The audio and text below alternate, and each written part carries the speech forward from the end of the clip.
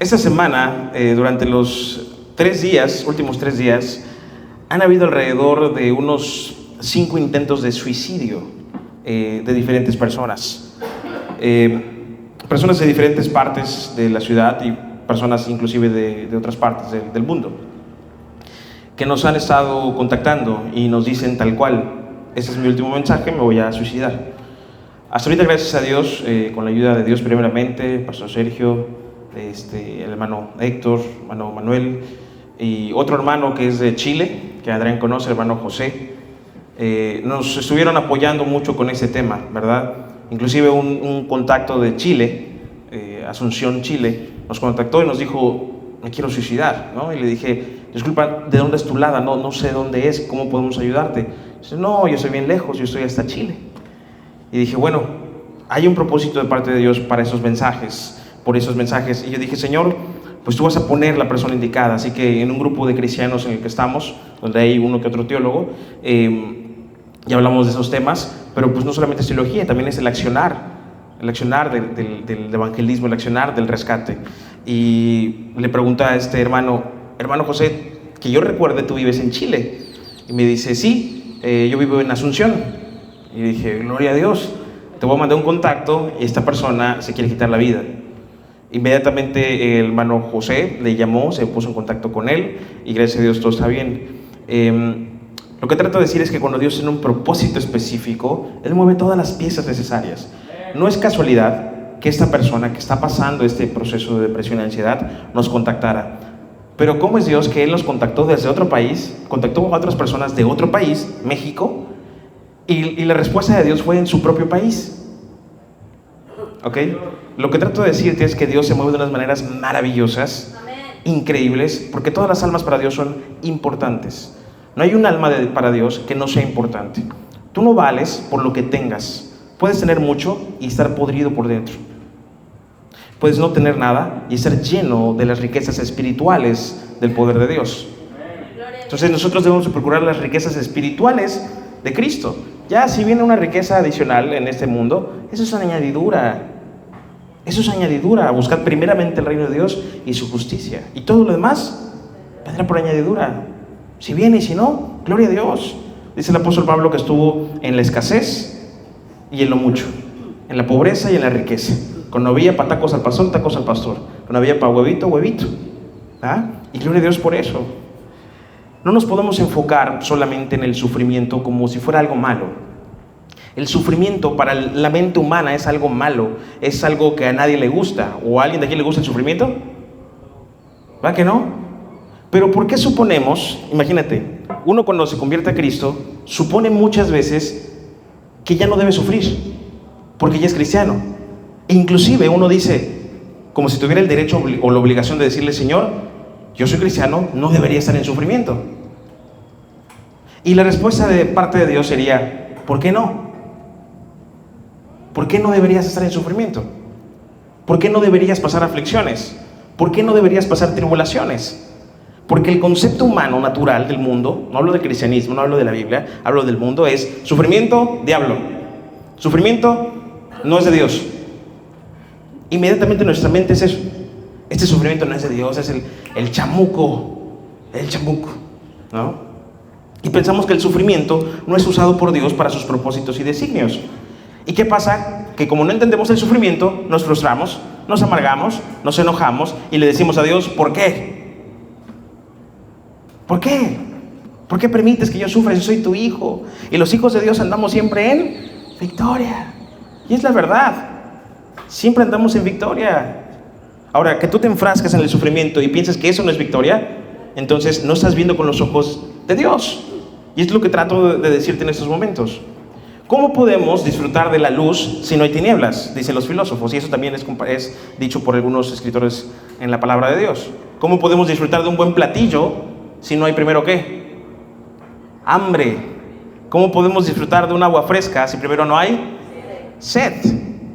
¿Cómo? ¿Cómo podemos ayudar a los demás si primero no disfrutamos de este proceso maravilloso de prueba? Y después decir: estás loco, pastor, ¿cómo vamos a disfrutar de la prueba? ¿Cómo vamos a disfrutar de la aflicción? Échale limón y salsa y disfrútalo. Porque es un proceso que te va a ayudar a tener un testimonio poderoso y te va a ayudar a sanar a la gente que está rota igual que tú. Amén. No podemos tener el sufrimiento como algo incorrecto o algo malo. Todos los días desayuno, antes de mi desayuno normal, desayuno una buena tonelada de comentarios con insultos. Muchos de ustedes lo han visto en los estados de WhatsApp, como me dicen de todo, anticristo, hijo de Satanás, satanista. Y es que no encajo en el estereotipo de un pastor. Y yo siempre les he dicho, no me encajen en ese estereotipo porque soy hermano igual que tú, soy una oveja del Señor igual que tú. El pastor muchas veces, como pastores, caemos en el que queremos ser servidos, pero no servir. Y no funciona de esa manera, bíblicamente. ¿Ok? Debemos entender algo, el sufrimiento, los padecimientos y todo, son los que forjan el carácter del cristiano. Son los que forjan los testimonios tan fuertes y poderosos que hay. Yo no he escuchado un testimonio que diga, me fue bien toda la vida y por eso quiero compartírtelo. Tú digas, no, pues, qué bendición. Pero escuchas a alguien que perdió un hijo y que se lo mató a su mejor amigo, o un pastor que violaron a su hija y la asesinaron y que tuvo que perdonar al violador de su hija, y tú dices, wow, eso está tremendo, eso está fuerte, no me atrevería yo, y te impacta. ¿Te das cuenta cómo las rupturas y ciertas cosas de sufrimiento son necesarias para tu vida como cristiano? Dice la palabra de Dios en el Salmo 23, aunque andes en valle de sombra de muerte, no temeré mal alguno porque tú estarás conmigo. ¿Qué quiere decir esto? Que vamos a pasar por el valle de la sombra y de la muerte, pero que no deberíamos tener temor porque Cristo estará con nosotros en el valle de la sombra y la muerte. No te va a quitar del valle de la sombra y la muerte. Pero hoy vemos predicaciones que dicen, Dios te dice y te sacará y te doblará y te dirá. Y está bien, Dios quiere cosas buenas para tu vida, inclusive utilizando procesos complicados. Lo que te acabo de decir, Dios te quiere dar un platillo riquísimo, pero para eso primero te tiene que dar hambre. Si no, ¿cómo vas a disfrutar? Vas a estar empachado todo el tiempo y dirás, y muchas veces así estamos. Fallamos tanto en nuestro proceso que por ende damos por sentado que Dios tiene la obligación de perdonarnos, tiene la obligación de tener misericordia, y ni nos sorprende, no nos sorprende. Cuando escuchamos la palabra perdón, imagina lo que está en tu cabeza, no me lo digas, solo imagínate la palabra perdón. ¿Qué te viene a la mente? ¿Qué te inspira la frase perdón? No me lo digas. La mayoría de veces, no estoy diciendo que todos, la mayoría de veces piensa en, sí, debo perdonar a aquella persona que me hizo esto, debo perdonar a aquel que me debe. Inmediatamente nuestra mente está, debo perdonar porque me hicieron. Inmediatamente viene la victimización. Y nos encanta eso. Nos encanta decir, a mí me hicieron, yo no hice nada. Yo no hice nada. Qué difícil es cuando nos dicen la palabra perdón y en nuestra mente está ¿a quién debo pedirle perdón? ¿A quién tanto he lastimado? Ahí ya cambia el asunto.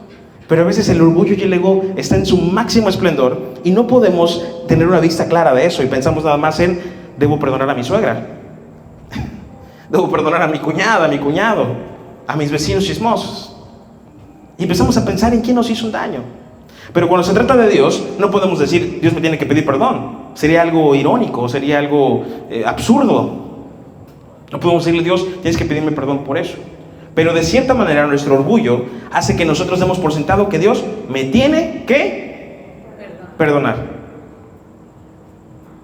Me tiene que perdonar. ¿Por qué? Porque es Dios. ¿Por qué? Porque es un Dios de amor. Y eso hace, a pesar de que es una verdad, eso hace que nosotros no nos sorprendamos entonces cuando está la misericordia de Dios. Y digamos, pues me va a perdonar. No pasa absolutamente nada. Y no nos sorprendemos y no nos maravillamos cuando vemos que Dios es fiel y deberíamos estar muertos y aún así nos mantiene con vida. Deberíamos sufrir escasez y el alimento no falta. Y siempre en el último momento Dios provee. En el último momento Dios te dice, aquí está la respuesta.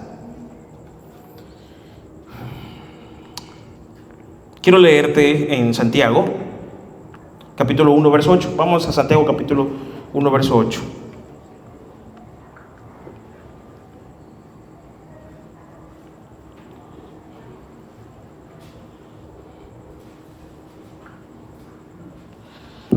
Qué grave es ver el sufrimiento desde otra perspectiva, tan grave como aquellos cristianos que piensan que recibiendo a Cristo sus problemas se acabarán, y que si no hay dinero es por maldición, y que si hay enfermedad es por castigo divino, lo cual la enfermedad no siempre es un castigo.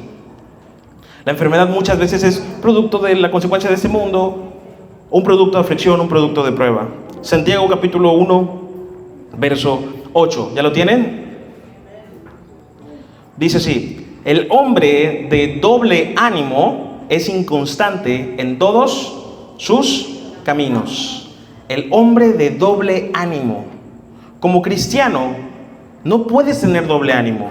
No puedes decir, ahorita sí y luego no. Tienes que ser firme en tu convicción. Por eso siempre te voy a repetir, un cristiano no se debe basar en emociones, sino en convicciones. Le quitas la emoción al cristiano y deja de ser cristiano. Pero no le puedes quitar la convicción, porque la convicción viene por la fe. ¿La fe en qué? En oír la palabra de Dios. Y eso permanece en el cristiano. Por eso es que un cristiano no se debe basar en las emociones, en lo que sienta, sino en su convicción. Y la convicción siempre lo va a llevar a conectarse con la presencia de Dios constantemente, permanentemente. El hombre de doble ánimo es inconstante en sus caminos. Decir, yo leo la palabra de Dios, pero me da sueño.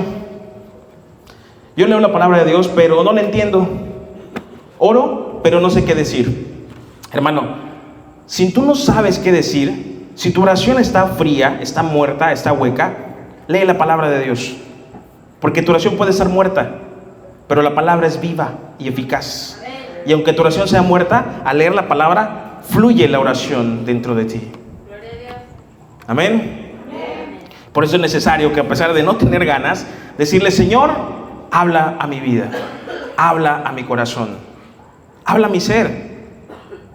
Mira, cuando tú estás caminando con el Señor y Dios te está hablando y hablando y hablando, le sacas mensaje a todo, absolutamente a todo, inclusive cuando no tienes nada. Y puedes sacar una prédica de decir, ¿por qué no siento nada? 5 características por qué no sentir nada. Hasta estando en el baño, con el respeto que se merecen, expulsando todo lo que no me edifique.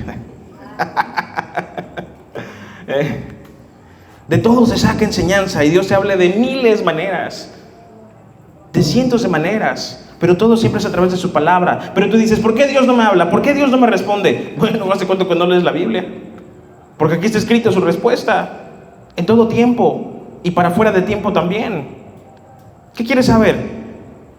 Arqueología, aquí hay. Antropología, aquí hay. Ciencia, aquí hay. Sabiduría, aquí hay. Santiago, pídale a Dios abundantemente y Él les dará sin reproche. Pero si no leemos la palabra de Dios, ¿qué sucede? Como te dije, constantemente, todos los días desayuno un buen cereal de insultos por este video que, gracias a Dios, sigue viral. Gracias a Dios sigue posicionándose, sigue alcanzando gente, y es enorme bendición. El decir, no pedimos diezmo, ha sido una controversia tan triste. El que me insulte por decir, por no pedir diezmo, esto. Por decirle a la gente, Dios no necesita tu dinero, tú necesitas de Dios. Y otros se atreven a decir, no, es que el diezmo es parte de la salvación. ¿Qué herejía es esa? Tú no puedes comprar tu salvación. La salvación es gratuita, viene con el arrepentimiento de nuestros pecados, y cuando Cristo Jesús te hace una nueva criatura, es gratis. Jesucristo ya pagó esa condena. Jesucristo ya pagó eso en la cruz del Calvario y resucitó. Por eso es que siempre digo, cuando damos algo lo damos de corazón, es una ofrenda, pero no un diezmo impuesto, mucho menos poner el sobrecito con el nombre y decir, este es mi nombre, este es mi sobre, y aquí está el diezmo, para tener un control de quién diezma. El que diezma más, le dan posición más alta en la iglesia. No funciona así esto. No me interesa que den más si no tienen espiritualidad. Prefiero a alguien que sea muy espiritual, aunque no dé mucho. Siempre es más importante eso. ¿De qué me sirve alguien que me dé mucho si no está conectado a la visión o conectada al Espíritu Santo? De absolutamente nada. Pero esto no es un club social, es una iglesia. Es la iglesia del Señor. Así que no es a nuestra manera, esta es la manera de Él. Y la manera de Él está aquí, en la palabra de Dios. Vamos ahora a Primera de Pedro, capítulo 4, verso 12. Y entonces, si estamos caminando a la manera de Dios, tenemos que caminar a la manera de Dios en todo, no solamente en lo que nosotros querramos. Primera de Pedro, capítulo 4, verso 12 y 13. Dice así. Hermana Gracie, ¿será que le pueda prestar la Biblia a la hermana Gaby? Ok. Bueno, yo se lo leo aquí, no se preocupe usted. Dice 1 Pedro capítulo 4, versos 12 y 13. Amados, no os sorprendáis del fuego de prueba que os ha sobrevenido, como si alguna cosa extraña os aconteciese. O sea, no es extraño que tu fe sea puesta bajo el fuego de la prueba. Dice, como si alguna cosa extraña os aconteciese, sino que gozaos. ¿Gozaos de qué?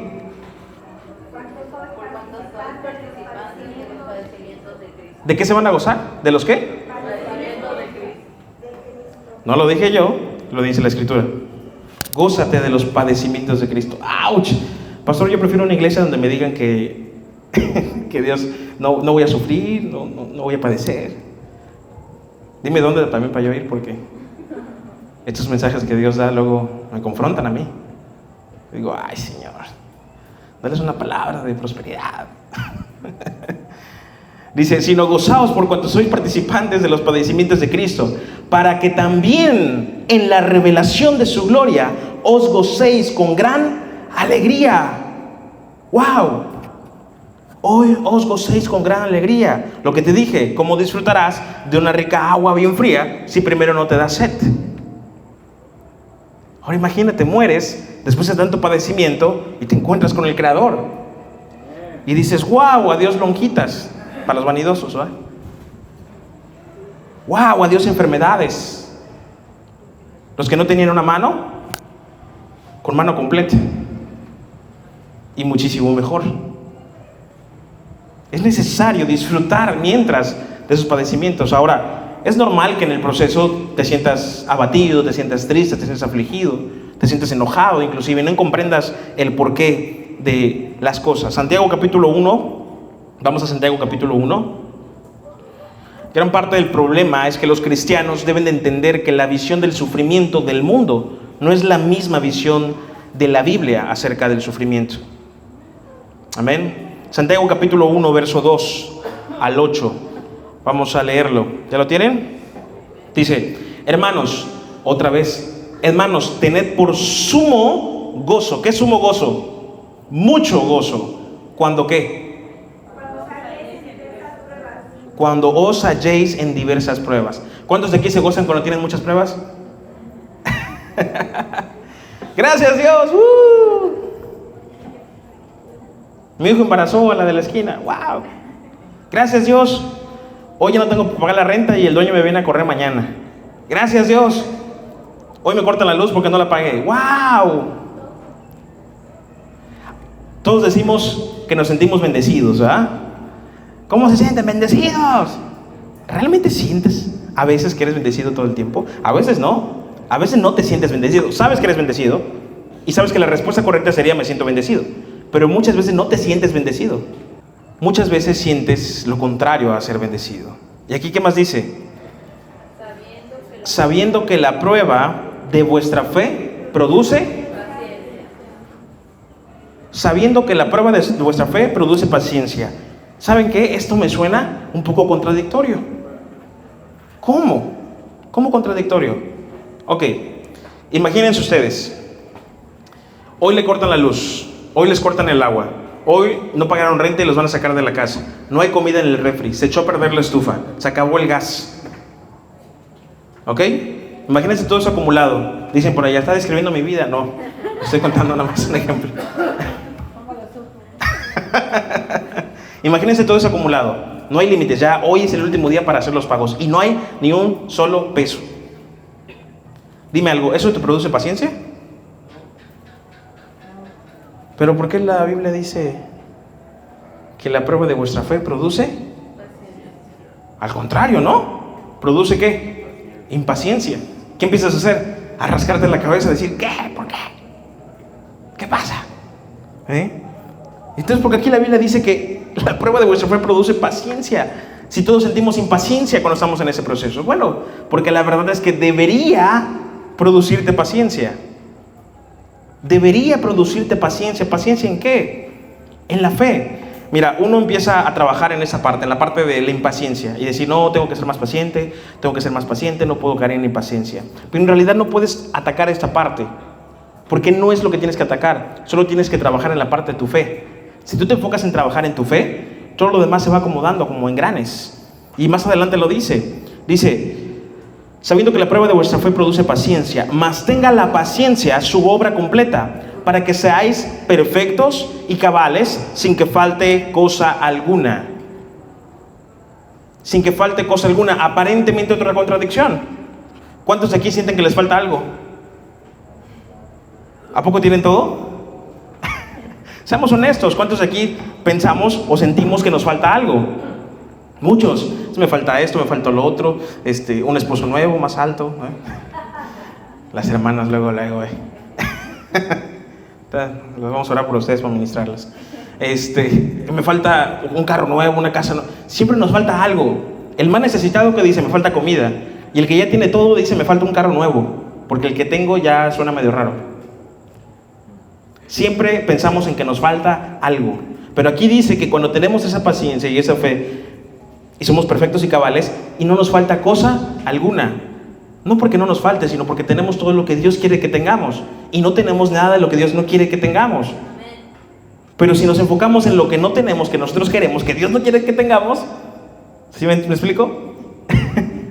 Viene la frustración, viene la ansiedad, viene el enojo. Y hay gente suicidándose por esas cosas. No estoy diciendo que el suicidio no sea algo serio.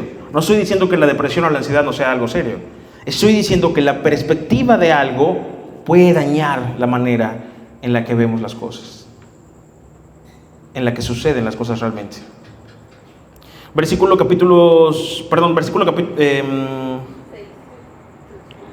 5.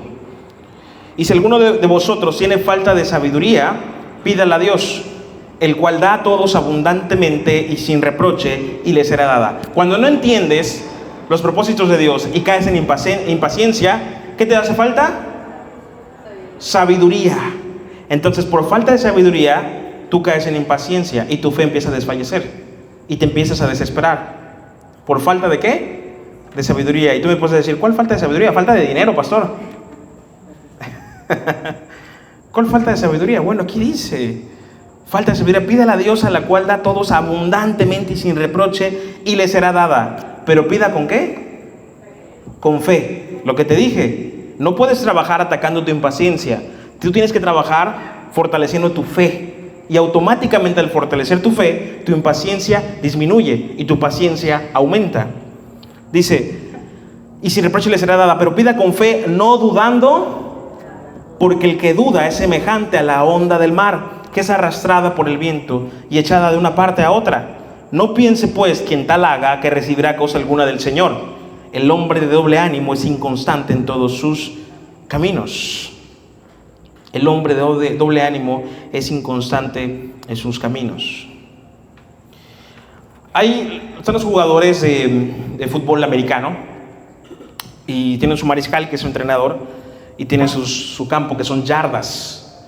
Y para entrenar les ponen un obstáculo que ellos tienen que empujar con fuerza. Y tienen que ir empujando hasta llegar a lo último del otro lado del campo. Cuando el entrenador o el mariscal ve que este jugador fácilmente empuja este obstáculo, le pone otro peso, o sea, el doble de peso. Cuando ve que lo empuja más y va fortaleciendo su músculo, le pone otro peso más. Y así le va poniendo peso tras peso tras peso, hasta que ya no puede el jugador llegar a su meta. Se queda a la mitad. Y dice, oye, entrenador, pues si tú quieres que llegara a la meta, me estás poniendo difícil la situación. Y el entrenador le dice, sí, justamente eso quiero. Quiero que se vaya fortaleciendo tu músculo con los obstáculos, porque si no, entonces, ¿cómo vencerás cuando venga un jugador gigantesco contra ti? Y eso me recuerda mucho a la vida del cristiano. La vida del cristiano, ¿qué quiere? No quiere obstáculos. El cristiano quiere sin obstáculos. Te digo, damos por sentado, ¿somos cristianos? Me debería ir bien. ¿Somos cristianos? Pues no deberíamos de sufrir, ¿no? porque se supone que tenemos un Dios todopoderoso. Y luego Dios te pregunta, ¿y por qué no debería sufrir? Porque el que no tiene a Cristo igual sufre. El que no tiene a Cristo igual sufre. Te digo, igual yo prefiero sufrir con Cristo a sufrir sin Cristo. Porque hay una diferencia cuando mueres. Y mira, si Dios no existiera, no pasa nada. No estoy diciendo que Dios no exista, claro que existe. Pero si no existiera, dando respuesta a los ateos, no pasa nada, me muero y dejo de existir. Pero si sí existe, ¿qué va a hacer el ateo? ¿Qué va a hacer el agnóstico? ¿Qué va a hacer el que no cree en Dios cuando se dé cuenta que Dios es real? Así que por pura inteligencia es mejor creer en Dios. Por pura inteligencia es mejor sufrir con Cristo, porque después de los padecimientos vendrá esa gloria eterna. Que vivir sin Cristo, sufrir aquí, luego morir y seguir sufriendo. Y si tu suegra se va al infierno contigo, ya valiste. Porque vas a sufrir más gacho. A veces somos como ese jugador de fútbol americano, que nos pone Dios obstáculos, y cuando ya nuestro músculo está bien fortalecido, viene Dios y dice, ahí te va otro obstáculo. Entonces, y te pones como un niño berrinchudo. ¿Por qué a mí? ¿Por qué yo? Da gracias a Dios por esa circunstancia, por esa tribulación. No pienses que el sufrimiento es parte de un castigo. A veces sí es parte de una corrección, pero no siempre es parte de una corrección. A veces es parte de un proceso para que se fortalezca un gran testimonio. Lo vemos en Job. Job, un hombre justo y recto. ¿Y qué le pasó?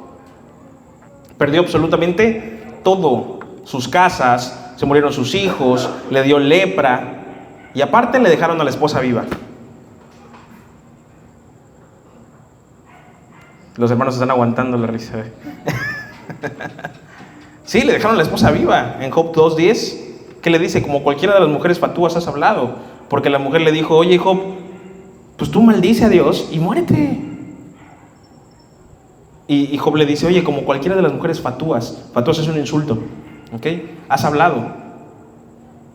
Claro que no. Aceptaremos de Dios el bien y el mal no lo recibiremos. Así tal cual lo dice Job 2:10, anótalo o búscalo como quieras. Aceptaremos de Dios el bien y el mal no lo recibiremos. Mira, esta prédica no intenta decirte disfruta el sufrimiento sin ninguna esperanza. Por el contrario, lo que trato de decirte es que después del sufrimiento, a pesar del sufrimiento, siempre hay una esperanza. Y esa esperanza está ¿en quién? En Cristo Jesús. Y ese es el gran tesoro que tenemos, estas vasijas de barro. Cristo Jesús. Como te dije hace un ratito, el Salmo 23 no dice que no vas a pasar por el valle de la sombra y la muerte. Te dice que vas a pasar por el valle de la sombra y la muerte, pero Dios estará contigo. Y en Jeremías capítulo 18, vamos a Jeremías capítulo 18, verso 1 al 6. Jeremías 18, del 1 al 6.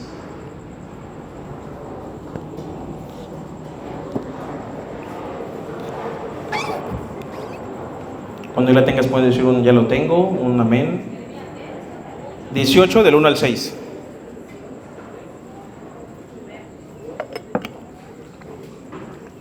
Dice así: palabra de Jehová que vino a Jeremías diciendo: levántate y vete a casa del alfarero, y allí te haré oír mis palabras. Y descendí a casa del alfarero, y he aquí que él trabajaba sobre la rueda, y la vasija de barro que él hacía se echó a perder en su mano, y volvió y la hizo otra vasija según le pareció mejor hacerla. Entonces vino mi palabra de Jehová diciendo: ¿no podré yo hacer de vosotros como este alfarero, oh casa de Israel? Dice Jehová: he aquí como el barro en la mano del alfarero, así sois vosotros en mi mano, oh casa de Israel. Así sois vosotros en mi mano, oh casa de Israel.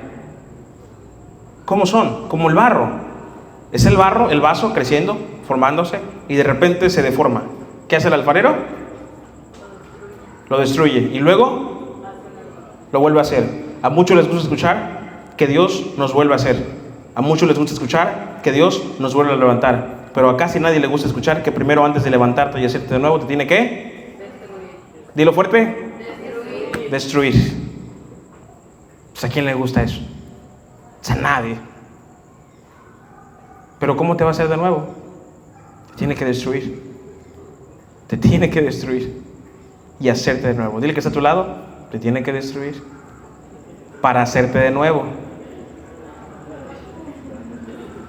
La hermana Felipa se lo dice a la pared porque cualquier cosa.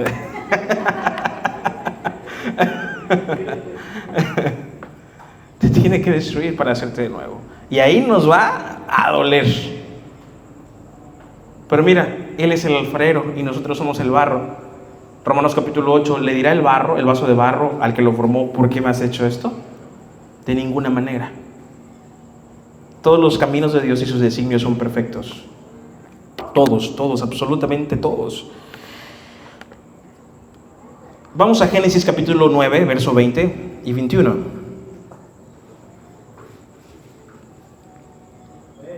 Génesis capítulo 9, verso 20 y 21. Dice así: después comenzó Noé a labrar la tierra y plantó una viña y bebió del vino y se embriagó, con canciones de Vicente Fernández, y estaba descubierto en medio de su tienda. ¿Descubierto qué significa? Sin ropa. O sea, tuvo una buena borrachera. ¿Quién? Noé. Esto fue después del diluvio. Imagínate, después de todo el arca que construyó y estuvo predicando. ¿Cuántos años, Adrián? ¿Cuántos? ¿Cuántos, Adrián? 100. ¿Cuántos de aquí llevan predicando un año? Imagínate, Noé, 100 años predicando. ¡Ey! Va a caer la lluvia. ¿Sabes por qué no le creían a Noé? Porque para ese entonces, según la teología, todavía no había llovido en la tierra. Nunca había habido lluvia. Y como nunca había llovido, era imposible de creer que agua iba a caer del cielo. Y entonces le decían a Noé: no, estás loco, ¿cómo va a caer agua del cielo? Y Noé: sí, va a caer agua del cielo y se va a inundar, pero voy a construir un arca. Estás fumado, cuate. Si hoy en día alguien nos viene y nos dice: voy a construir un arca, seamos honestos, ¿qué le diríamos? Ni lo escuchamos, ¿no? Y Noé aún así se puso a predicar 100 años. Construyó el arca. Ahora imagínate a Noé aguantando olores, popó, sonidos, miedo. Y nosotros por cucaracha nos espantamos. Y el Noé ahí, encerrado. Y después de todo ese tiempo salir, tocar tierra y decir: wow, Dios me utilizó para esa obra maravillosa. Y sópatelas. Emborrachado, tirado, desnudo. Luego su hijo le faltó el respeto y viene una maldición sobre este hijo. Es otra historia. Pero podemos decir: wow, Noé, un gran siervo de Dios. Y la Biblia dice que con Dios caminó Noé. Pero se emborrachó. ¿Qué pasó con Noé? ¿Qué pasó con el salmista David, que escribió salmos y profetizó la llegada de Jesús y fue rey? Y mató a un cuate para quedarse con la mujer de ese, como novela mexicana. ¿Qué pasó con Sansón, un nazareno que se metió con mujeres que no debía y al final terminó suicidándose?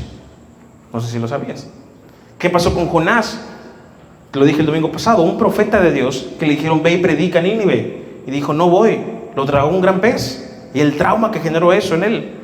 Y luego que un gran pez lo tragó, luego un gusano mató la plantita que le daba sombra. Y renegó hasta de su vida por un miserable gusano, por una cosa pequeñita.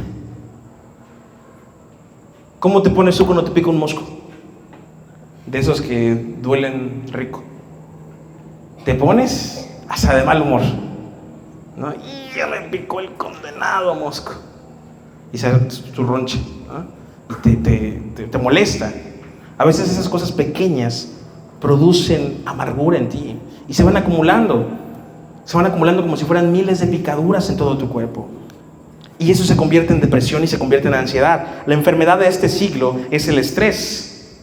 El estrés te produce parálisis facial, el estrés te produce infartos, el estrés te produce colitis, el estrés te produce resequedad, el estrés te produce miles de enfermedades actualmente. Pero no se supone que el cristiano no debería dejarse llevar por el estrés, sino que manejar el estrés. ¿Y entonces qué está pasando con la iglesia? ¿Qué está pasando con cristianos que se terminan suicidando? Y uno puede decir, entonces no era cristiano. Hay muchas cosas que podemos estar pensando. Mira, el propósito de Noé, a pesar de su borrachera, fue construir el arca. Y te voy a dar un dato, espero que lo captes. Está un poco, no complejo, pero te lo voy a tratar de decir de lo más sencillo posible. Las medidas del arca, ¿cuáles son? 300 codos de largo, 50 codos de ancho y 30 codos de alto. Ahora vámonos al alefato hebreo. El alefato es el abecedario hebreo, ¿ok? Pero no se dice abecedario, se dice alefato. El 300 se lee como shin, shin. El 30 es la letra que se lee como lamet. El 50 es la letra que se lee como nun, ¿ok? Estas son las medidas que te acabo de decir de acuerdo al alefato. Y toda esta palabra junta se lee lashon, que significa lengua o palabra, ¿ok? Ahora viene lo más maravilloso de todo. En hebreo la Y vale 10, la H vale 5, la B vale 6 y la H igual vale 5, es repetida. Es el nombre de Yahvé, ¿ok? Es YHVH. 10 por 5, 50, es el ancho del arca. 6 por 5, estoy nada más multiplicando los mismos números entre ellos. 6 por 5 es el alto del arca. Y 10 por 5 por 6 es 300, es el largo del arca. ¿Qué trato de decirte con todo esto? Que el nombre de Dios, Yahvé, son multiplicados las mismas medidas que el arca de Noé, que significa palabra. Como dice Juan capítulo 1, que el verbo o la palabra fue hecho carne. Eso nos da como resultado que el arca de Noé y las medidas en general es la representación en medidas del nombre de Dios, del nombre del Salvador del mundo. Y Él es nuestra arca actualmente. Actualmente estamos en los tiempos de Noé. Actualmente vemos un Sodoma y Gomorra en televisión. Vemos un Sodoma y Gomorra en internet. La película de Flash es una película que ahorita está en cines. Y hay una escena en donde Flash dice que tiene que alimentar todo su poder, manejar todo su poder de una mejor manera. Y la manera de hacerlo es haciendo una señal, que es esta. Es el símbolo de un triángulo de los Illuminatis o de los masones. Y dice, esa es la manera en la cual podemos manejar nuestro poder. Y tal vez me digas, pastor, es un exagerado. No, te estoy diciendo que dentro de cada programa, dentro de cada cosa que vemos, hay un mensaje que se va metiendo a tu mente y corazón. ¿Y la iglesia qué está haciendo? Está durmiendo. La iglesia está durmiendo. ¿Cuánta gente se suicida al día? Estos 3 días solamente me dieron cuántas personas, 5. Imagínate cuántas son alrededor del mundo. Y nosotros perdiendo el tiempo en tonterías. En tonterías. Cuando hay algo más importante y más grande que nosotros. Cristo pronto viene y tenemos que predicar la buena nuevas de Jesucristo. Recordemos que no somos un club social. Somos una iglesia. Y una iglesia que debe hermanar, una iglesia que debe unificarse, una iglesia que debe levantar y resplandecer, como dice Isaías 61. Pero la iglesia no está resplandeciendo, la iglesia está durmiendo. Y el diablo está adormeciendo la iglesia. Y es triste ver esto, porque vemos una iglesia de millones de personas y ahorita ser cristiano está de moda. Como escuchaste, ser cristiano está de moda.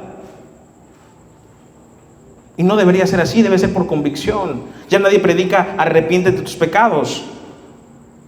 Ahorita hay iglesias que dicen, no pasa nada, yo puedo casar homosexuales. Ojo, si un homosexual entra aquí, es bienvenido. Si un travesti entra aquí o un transexual entra aquí, lo vamos a abrazar igual que todos.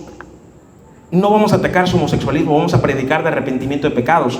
Porque el pecado que él está cometiendo es el mismo nivel de pecado que comete el ladrón, el asesino o el adúltero. Y lo vamos a recibir con amor y le vamos a predicar del evangelio.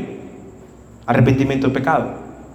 Pero eso es una cosa muy diferente a pastores ya cazando a 2 hombres o a 2 mujeres. Son 2 cosas totalmente diferentes.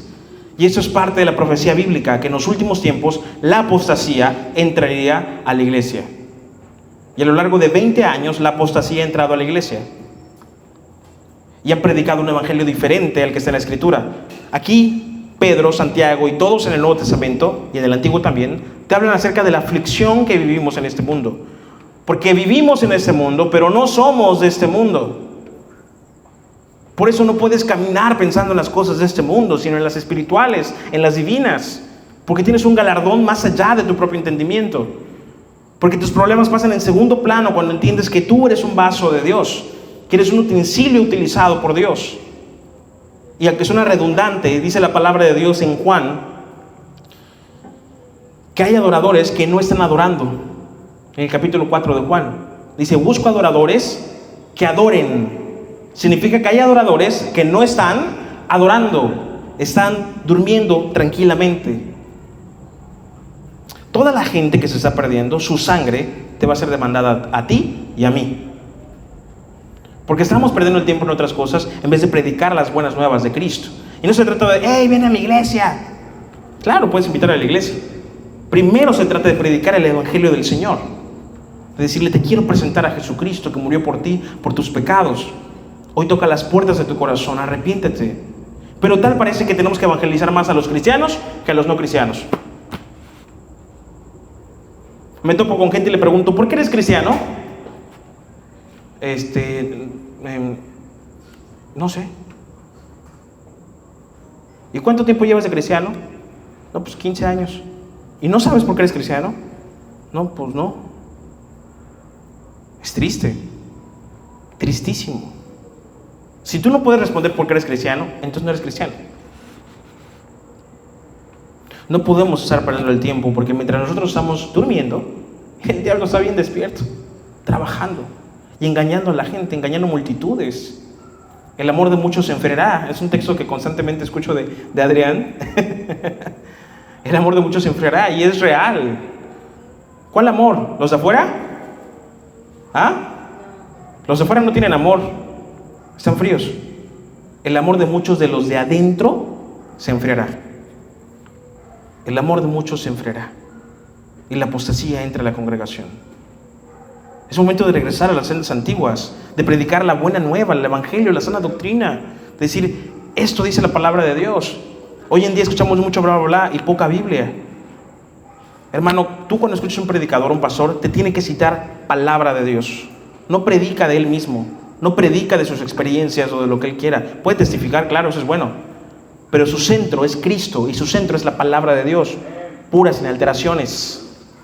Eso debemos de predicar en todo momento. Pero hay cristianos que repiten solamente porque lo dice el pastor y ni siquiera escudriñan la palabra. Dicen: pues el pastor lo dice, es real. Y vemos cristianos diciendo que María Magdalena era una prostituta, cuando no fue así. Y vemos diciendo que son 9 frutos del Espíritu Santo, cuando la Biblia no dice eso. Dice el fruto del Espíritu Santo, no dice los. Pero no lo leemos bien, solo escuchamos y repetimos. Ahora, puede ser que eso no te afecte, pero ¿cómo estás leyendo tu palabra? Para empezar, ¿estás leyendo tu palabra? ¿O eres un cristiano anoréxico, un cristiano flacucho y débil que no se alimenta? Te despiertas y lo primero que ves, ¿qué es? WhatsApp, estados de WhatsApp, Facebook, TikTok, Instagram, Stories. Revisas todo eso. Y después, ¿qué piensas? ¿Qué vamos a? ¿Y la palabra? ¿Y tu desayuno espiritual? ¿Y la oración? ¿Dónde queda? Tú sabes que mucha gente viene o ha venido y constantemente nos dicen, el pastor Sergio es testigo, Adrián es testigo, nos dicen: me gustó mucho la palabra, pero de solo escucharla me genera un compromiso, y ahorita estoy bien como estoy, no quiero comprometerme tanto con Dios porque... ¿Cómo? ¿Cómo? Oye, entonces tú quieres un club social. Y déjame decirte algo: el evangelio no es el gusto del cliente, lo dije la semana pasada. El evangelio no es el gusto del cliente, el evangelio es el que es una espada de doble filo que traspasa el corazón, divide el espíritu y el alma y llega hasta los tuétanos del hueso. Ese es el evangelio de Cristo. Tal vez podemos ser como Noé. En su momento podemos desfallecer después de un gran propósito. Jesús fue tentado después de haber ayunado 40 días y 40 noches. Fue tentado, ¿verdad? Él ayunó antes de iniciar su ministerio. Hay cosas que se tienen que hacer con ayuno y oración. Hay cosas que debemos de entender y recapacitar. Pensamos en el suicidio solamente como alguien del mundo o alguien en depresión, pero muchos de nosotros cometemos suicidio espiritual. Muchos de nosotros cometemos suicidio espiritual cuando decimos, ya no puedo más. Cuando venimos a la iglesia pero estamos muertos por dentro. Cuando estamos apagados y el Espíritu Santo está contristado dentro de nosotros. Y decimos, mire esa persona, no. La hermana Fanny, sí, tiene como 3 meses de cristiana, está en su primer amor, por eso lee mucho. Estás bebé, por eso estás emocionada, Fanny. Qué triste, ¿no? Con nuestra vergüenza les debería de dar. Decir, wow, la hermana Fanny tiene 3 meses de haber recibido a Cristo. Y lee, y ora, y escudriña la palabra de Dios, y está firme. Y todos deberíamos de actuar así, de pensar el decir, wow, hoy me levanté y la gracia del Señor me tiene con vida, me tiene con alimento. ¿Cómo no agradecerle a mi Señor? ¿Cómo no dedicarle tan solo unos minutos? Pero cuando viene la prueba, ¿qué hacemos? Dios mío, dice tu palabra, clama a mí, yo te responderé. Hasta bíblicos nos volvemos. Y es el único versículo que no sabemos. Clama a mí, yo te responderé. ¿Por qué? No porque clames, sino porque te gusta la respuesta. El cristiano normalmente quiere respuestas. Dios, ¿por qué? Y Job también cometió este error. Job le decía a Dios, ¿por qué, Señor, permites que sufra calamidades? Señor, ¿por qué esto? Señor, ¿por qué lo otro? Maldito el día en el que nací. Eso dijo Job. Él cumplió años el 30 de febrero. Por eso ya no existe el 30 de febrero. Chiste. Ay, ríanse. No parecen cristianos. Él maldijo el día en el que nació y estaba totalmente triste y desesperado. Le decía a Dios, ¿por qué? ¿Por qué? ¿Por qué? Y se presenta a Dios. ¿Y qué le responde? ¿Quién eres tú, humano, para preguntarme a mí? ¿Que no yo creé el universo? ¿Que no yo creé el mar? O sea, Dios no le dio la respuesta que quería Job. Qué gran frustración. Porque los seres humanos por naturaleza queremos respuesta. Queremos saber, Señor, ¿cuáles son tus planes? Dímelo, desde la A hasta la Z. Y cuando Dios no responde de esa manera y te dice, porque quiero y porque es mi voluntad, nos frustramos. No nos gusta lo impredecible, no nos gusta lo espontáneo. Déjame decirte que Dios es un Dios impredecible. Y sus designios muchas veces son difíciles de entender. Porque nuestra mente está limitada, pero la mente de Dios es ilimitada por encima de todas las cosas. Entonces, si la mente de Dios es limitada, ¿por qué no confiar en Él y en su buena voluntad? Pero viene el sufrimiento y lo vemos como algo malo, te vuelvo a repetir. Lo vemos como algo malo cuando no es así. Es un proceso que tenemos que pasar sí o sí, es un obstáculo que tenemos que pasar. Y en su momento entenderemos el por qué estamos en ese proceso. Y más que el por qué, el para qué Dios nos metió en ese proceso. ¿Para qué estamos ahí? ¿Para qué? ¿Qué quiere Dios forjar en mí? Hermano, yo no te digo que ese sufrimiento va a ser eterno. Es un tiempo. Hay una hermana que estuvo orando por su esposo durante 14 años. 14 años duró orando para que su esposo se convierta a Cristo. Y ese esposo ni siquiera estaba con ella. Estaba haciendo una nueva familia en otro hogar. Y tuvo otros hijos. Y esa mujer no dejó de orar durante 14 años, sabiendo que su esposo estaba con otra persona, teniendo hijos con otra persona. Y esa mujer se entregaba más y más durante 14 años, te lo vuelvo a repetir. 14 años después, su esposo conoce a Cristo, se arrepiente de sus pecados y hoy en día están fortalecidos en el Señor y son un matrimonio muy sólido. 14 años duró la oración. 14 años. Y tú por 2 meses te empiezas a pegar en la pared. Decir, ya, Señor, ¿hasta cuándo? Oye, nada más han pasado 2 meses. Peor aún, nada más pasó 24 horas. Es domingo y lunes ya todo el mundo es, ya, pastor, ya no puedo. Oye, pero ayer en la prédica, no, ya no puedo, pastor. Lunes 7 de la mañana. No me estoy quejando, Solo estoy diciendo, se pasan de lanza. Y después van a decir, como son bien sentidos, no vamos a dar el mensaje al pastor. ¿Qué pasó, Sergio, también? 14 años, imagínate, le espera 14 años. El apóstol Pablo, su aguijón, desde que tuvo la visión pasaron 14 años. Y durante 14 años Dios le puso un aguijón. ¿Y qué le dijo Pablo a Dios? Quítame este aguijón. ¿Cuántas veces? 3. ¿Y las 3 veces que le respondió Dios? No, bástate mi gracia, porque mi poder se perfecciona en tu debilidad. ¿Ya ves? Cristo Jesús, ¿acaso Cristo no cometió suicidio? ¿Cómo? ¿Acaso no entregó su vida? ¿Acaso Él no dijo, tiene que haber sufrimiento? Mira, no puedes ver el sufrimiento como algo malo, porque a través del sufrimiento y la muerte de Cristo Jesús somos salvos tú y yo. Jamás en la vida vas a sufrir como sufrió Cristo. Jamás en la vida vas a padecer todo lo que Él padeció. Y entonces, ¿por qué tanto berrinche con Dios? Disfrutemos de las buenas benevolencias y abundantes misericordias de Dios, que son nuevas cada mañana. Te enfocas en lo que no tienes y te descuidas de los milagros que Dios te hace todos los días. Todos los días Dios tiene un milagro para ti, hasta en lo más simple, hasta en el respirar. Mucha gente fallece mientras duerme, su corazón se detiene. Tú te despiertas. Mucha gente no tiene comida, realmente no tiene comida. Tú puedes tener 2 huevitos, 3 huevitos. Mucha gente no tiene absolutamente nada y Dios siempre te ha proveído y provisto. Y entonces, ¿por qué te sigues enfocando en lo que no tienes en vez de enfocarte en lo que sí tienes? Y no te va a faltar absolutamente nada, porque Cristo Jesús es tu proveedor. Pero si sigues de impaciente, Dios te va a decir, sigue con el proceso. Cuando tú termines de tu berrinche, tu proceso, que ya no puedo, que no sé qué, hasta ese entonces que tú entiendas y confíes en mí, ya me meteré. Pero si tú no quieres que yo me meta, tú haz tu berrinche, tú haz lo que tú quieras. Pégate con la pared si quieres, pero yo no voy a meterme mano porque tú no entiendes ni has entendido que tienes que fortalecer tu fe. Sigues durmiendo y no podemos estar durmiendo, iglesia. Tenemos que despertar. Hay una pregunta para terminar, entre teólogos que hacen, creo que Adrián una vez hizo esa pregunta, no sé si recuerdas, Adrián, y es la de ¿qué es lo que pasa cuando un cristiano se suicida? Esta es una pregunta que vamos a ponernos a pensar todos. Es nada más para analizar, no vamos a interactuar. ¿Cuál es el pecado imperdonable?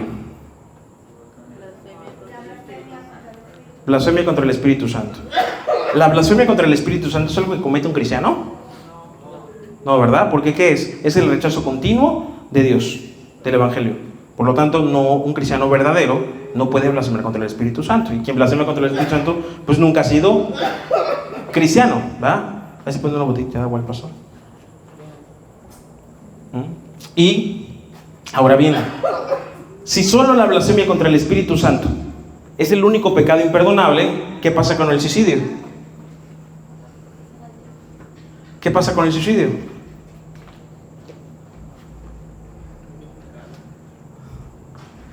Solo la blasfemia contra el Espíritu Santo es imperdonable. ¿Qué pasa con el suicidio?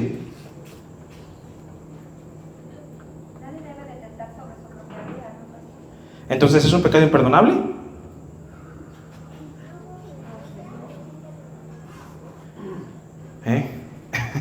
Son cosas que tenemos que pensar. Que uno puede decir, a ver, espérate, ¿eso qué tiene que ver, pastor? Mucho.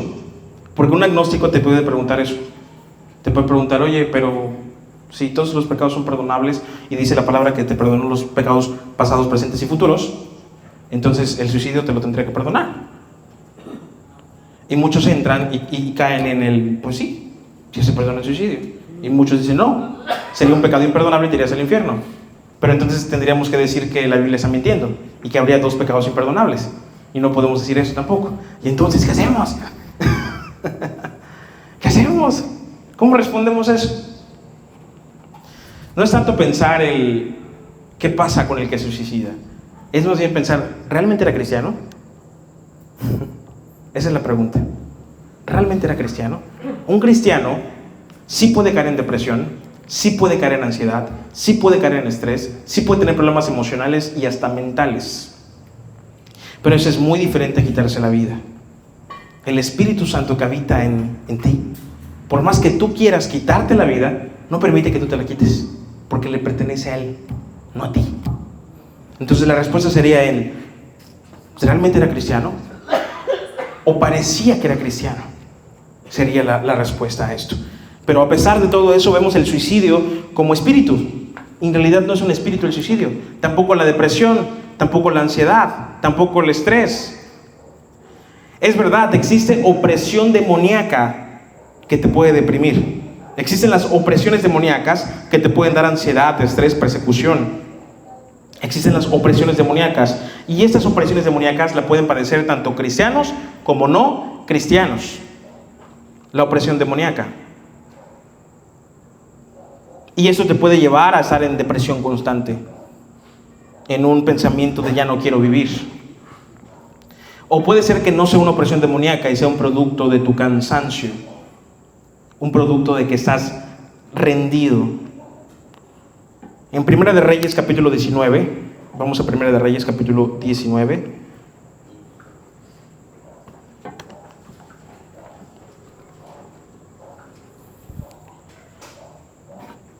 Primera de Reyes capítulo 19, verso 1 al 18.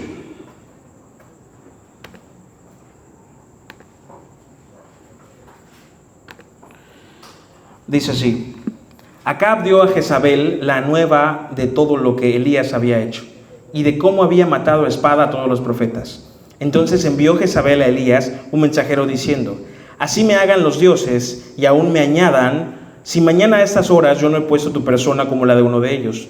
Viendo pues el peligro, se levantó y se fue para salvar su vida, y vino a Beerseba, que está en Judá, y dejó allí a su criado. Y él se fue por el desierto un día de camino, y vino y se sentó debajo de un enebro, y deseando ¿qué? Morirse. ¿Quién dijo esto? Elías. Deseando morirse dijo: Basta ya, oh Jehová, quítame la vida, pues no soy yo mejor que mis padres. Y echándose debajo del enebro se quedó dormido. ¿Qué crees que estaba haciendo Elías ahí? ¿Acaso tú no has hecho eso? De decir, no, me voy a quedar dormido a ver si me muero. Te despiertas y estás más vivito, porque mala hierba nunca muere. ¿No es cierto? Dice, se quedó dormido, y aquí luego un ángel le tocó y le dijo: levántate, come. Entonces él miró, y aquí a su cabecera una torta cocida sobre las ascuas y una vasija de agua, y comió y bebió y volvió a dormirse. Y volviendo el ángel de Jehová la segunda vez, le tocó diciendo: levántate y come, porque largo camino te resta. Le dijo: levántate y ánimo, levántate ya, todo estará bien. ¿Qué le dijo? Levántate, porque largo camino te resta. O sea, en esos momentos no se trata de ti, se trata de los designios de Dios. Luego dice el versículo 8: se levantó pues y comió y bebió, y fortalecido con aquella comida, caminó ¿cuántos? 40 días y 40 noches hasta Horeb, el monte de Dios. ¿No? Y en el evangelismo no duramos ni una hora caminando. Versículo 9: y ahí se metió en una cueva donde pasó la noche. ¿Quién se mete en una cueva? ¿Qué pasa cuando tú caes en depresión? ¿Qué haces con las luces de tu casa? Las apagas. Quieres todo oscuro, porque estás deprimido, triste, sin ganas de absolutamente nada. Y dice, donde pasó la noche, y vino a él palabra de Jehová, el cual le dijo: ¿qué haces aquí, Elías? Él respondió: he sentido un vivo celo por Jehová, Dios de los ejércitos, porque los hijos de Israel han dejado tu pacto, han derribado tus altares y han matado a espada a tus profetas, y solo yo he quedado y me buscan para quitarme la vida. Solo yo he quedado. ¿Sentimiento de qué? De soledad. ¿Ok? Versículo 11: y él le dijo: sal fuera y ponte en el monte delante de Jehová. Y aquí que Jehová pasaba. y un grande y poderoso viento que rompía los montes y quebraba las peñas delante de Jehová. Pero Jehová no estaba en el viento. Y tras el viento un terremoto, pero Jehová no estaba en el terremoto. Y tras el terremoto un fuego, pero Jehová no estaba en el fuego. Y tras el fuego un silbo apacible y delicado. Y cuando lo oyó Elías, cubrió su rostro con su manto y salió y se puso a la puerta de la cueva. Y aquí vino a él una voz diciendo: ¿qué haces aquí, Elías? Él respondió: he sentido un vivo celo por Jehová, Dios de los ejércitos, porque los hijos de Israel han dejado tu pacto, han derribado tus altares y han matado a espada a tus profetas, y solo yo he quedado y me buscan para quitarme la vida. Y le dijo Jehová: ve, vuélvete por tu camino, por el desierto de Damasco, y llegarás y ungirás a Hazael por rey de Siria. A Jehú, hijo de Nimsi, ungirás por rey sobre Israel. Y a Eliseo, hijo de Safat de Abel Mejolá, ungirás para que sea profeta en tu lugar. Y el que escapare de la espada de Hazael, Jehú lo matará, y el que escapare de la espada de Jehú, Eliseo lo matará. Y yo haré que queden en Israel 7,000, cuyas rodillas no se doblaron ante Baal y cuyas bocas no lo besaron. ¿En qué momento Dios le dijo: ánimo? Solo le dijo: hey, hay algo más grande que tú. Ojo, no estoy diciendo que Dios no se preocupe por nuestros sentimientos, pero es que constantemente nosotros, ¿qué queremos? Ser chiqueados. Constantemente queremos que Dios diga: sí, hijito, sí, hijita, ven. Nos gusta todo eso. No digas que no. Hasta el más rudo de aquí le das un abrazo y le gusta. Cuando lo necesita, se deja abrazar. Y lo necesitas. Pero a veces abusamos de eso. Queremos constantemente ser abrazados y no accionar. Y aquí Dios le dice a Elías: hey, Elías, no se trata de ti. Tu sufrimiento no es por ti. Hay un propósito más grande que tú. Así que levántate y tienes que ir a ungir a este rey, y a este rey, y a este profeta. Porque ahí están mis propósitos. Pregúntate: ¿cuál es el propósito de Dios para mi vida? Y cuando sepas el propósito de Dios para tu vida, entonces enfócate solo en eso. Solo en eso. Trabaja en tu fe con el Señor. Y todo lo demás pasa a segundo plano. Todo lo demás vale poco comparado con lo que Dios te ha dado, con tu ministerio que Dios te ha dado. Hay mucha gente muriendo y esa sangre se nos será demandada. No podemos dormir, no podemos perder el tiempo, no podemos enfocarnos que si alguien está listo o no, que si estamos haciendo algo bien o no. Deberíamos estar todos trabajando sin descansar, primeramente en nuestra casa, en nuestra mente, en nuestro hogar, teniendo nuestra relación personal con Cristo en espíritu y en verdad. Y eso se debe reflejar ¿en dónde? En la congregación. Siempre te lo repito, siempre te digo, el cristianismo no empieza en la iglesia. El verdadero cristianismo empieza en la renovación de tu mente. Luego se refleja en tu casa, con tu esposo, con tu esposa, con tus hijos. Luego con tus vecinos, compañeros de trabajo. Y el último lugar en donde tú demuestras ser cristiano es ¿en dónde? En la congregación. Pero la religiosidad es al revés. La religiosidad es: en la iglesia soy cristiano y saliendo de ahí ya no. Por eso te digo, no podemos caer en eso. No podemos estar durmiendo. Tenemos que ponernos las pilas y decir: Señor, ayúdanos. Ayúdanos, Padre. Danos más hambre y sed de ti. Por último, vamos a Isaías 61. Levántate, resplandece, porque ha venido tu luz y de la gloria de Jehová ha nacido sobre ti. Y por último, dile al que está a tu lado, voltea a ver al que está a tu lado y dile: levántate, resplandece, porque ha venido tu luz y la gloria de Jehová ha nacido sobre ti. Dile amén, amén, o si no lo crees. Fuerte aplauso al Rey de Reyes y Señor de Señores.